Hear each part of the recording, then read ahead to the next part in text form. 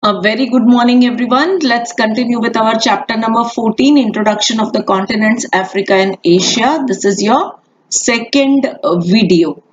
Let's continue with our topic, rivers and lakes. This is your second video, children. You have to take out page number 111. We were studying about rivers and lakes, that most of the rivers of Africa, they originate from the central highlands and meet the sea, whereas few rivers dry before they reach the sea. Till here we stopped in the earlier video. Let's continue from here. So, because the terrain, the lithosphere is not very plain land नहीं है, वहाँ पे कुछ ना कुछ highlands है, rocky mountains हैं, जिसकी वजह से such rivers cannot be used as waterways, but numerous waterfalls helps in generating electricity. The major rivers of Africa are Nile, Congo, Niger, Zambezi. The various lakes are Victoria, Chad, Turkana, Natron, etc. The Nile is the longest river in the world. Its length is 6,436 kilometers. It originates from the highlands of Ethiopia and flows through Sudan and Egypt to meet the Mediterranean Sea. With a surface area of 68,800 square kilometers, Lake Victoria, Africa's largest lake by area and is also the largest tropical lake in the world.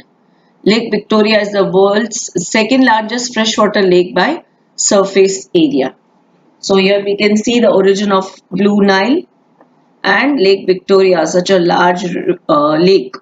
Okay, River Nile, it flows through the Sahara Desert. So even though it flows through the desert, उसमें पानी कम नहीं होता, पानी absorb नहीं हो जाता desert में, because it is the longest river. It contains water in it throughout the year because it starts from a highland or snow covered mountains.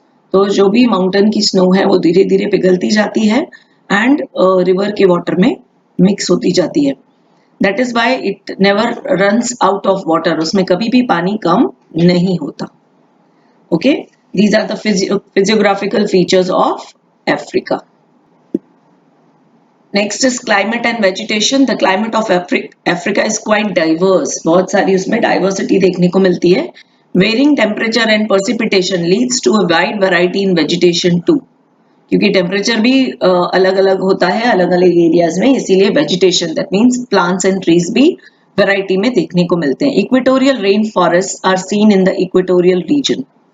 Extremely hot and humid climate suits the trees like mahogany, ebony, longwood, rosewood, ironwood, rubber, chichona and bamboo. The rainfall decreases as one proceeds towards the north, and so the vegetation too changes from the sprawling grasslands of savanna to the thorny bushes of cactus, date palm, etc. Cactus means thorny bushes जो होते हैं, जैसे हमारे यहाँ भी है कच्छ में. Date palm मतलब खजूर. So all these are seen in the Sahara desert. हमारे यहाँ भी कच्छ के desert है, रन ऑफ कच्छ, इसीलिए हमारे यहाँ भी thorny bushes देखने को मिलती है. Date palm हमारे यहाँ भी उगती है. तो you can understand desert area में इस तरह के plants grow होते हैं, इस तरह के vegetation होते हैं. The Mediterranean region of Africa receives rainfall in winters too. Here, sweet and citrus fruits such as orange, lemon, peach, grapes, etc. are grown. So, because the season is different, rainfall is there in winters too. Such kind of citrus fruits can be grown क्योंकि उनके लिए ये वाला atmosphere beneficial होता है, ज़्यादा grow होते हैं ये वाले fruits. In the picture we can see equatorial dense forest vegetation is there. Mahogany trees are seen and thorny vegetation जो Sahara desert में देखने को मिलते हैं. Equatorial dense forest. What is the meaning of dense forest? बहुत ही घना forest. And African forests are world famous. वहाँ पे बहुत सारे species of birds and animals देखने को मिलते हैं जो पूरे world में कहीं नहीं होते हैं. इस तरह के animals वहाँ पे पाए जाते हैं. Because of the density of the forest. That means बहुत thick forest है.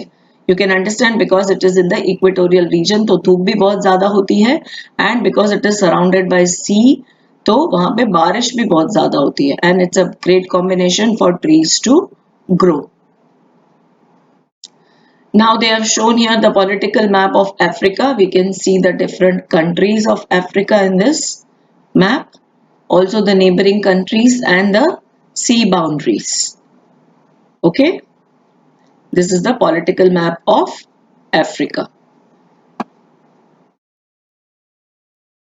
Now, with the help of the above given political map of Africa, prepare the list of countries in it. That means you have to prepare a list of different various countries of Africa. Below this, we can see the animals which are found in Africa: camel, hippopotamus, lion, deer.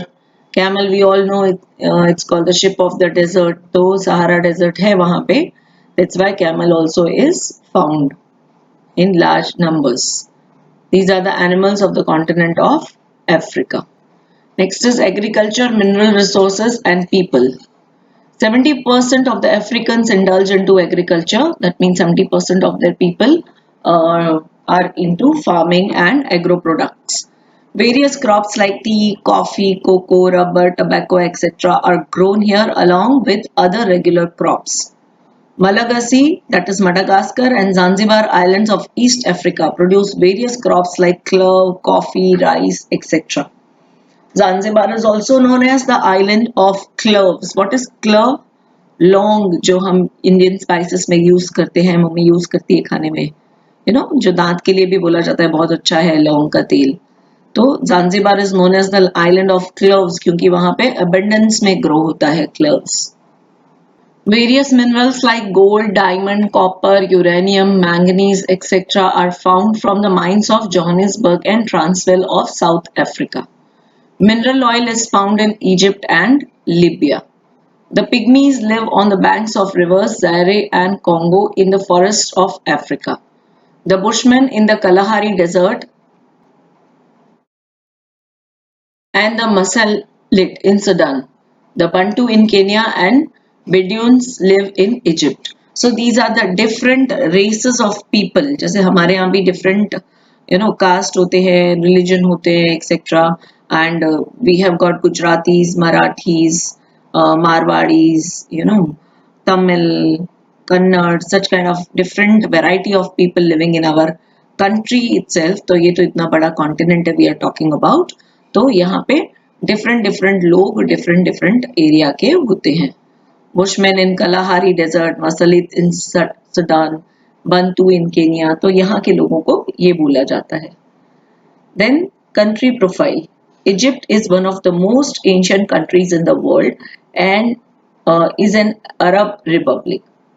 The great civilization of Egypt grew on the banks of the river Nile.